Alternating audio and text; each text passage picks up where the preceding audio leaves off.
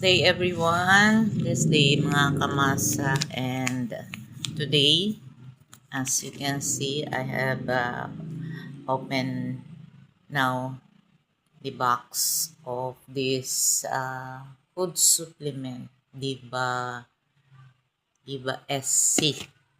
So it is in sachet like this. And I'm taking this because I have sore foot. May sugat siya. Kaya I will attach some pictures together with this video.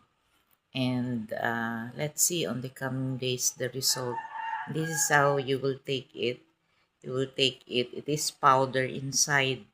And you will put it under the tongue.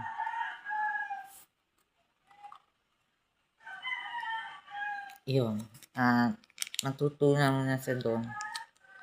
So, the result and the outcome result will see on the following video. God bless everyone.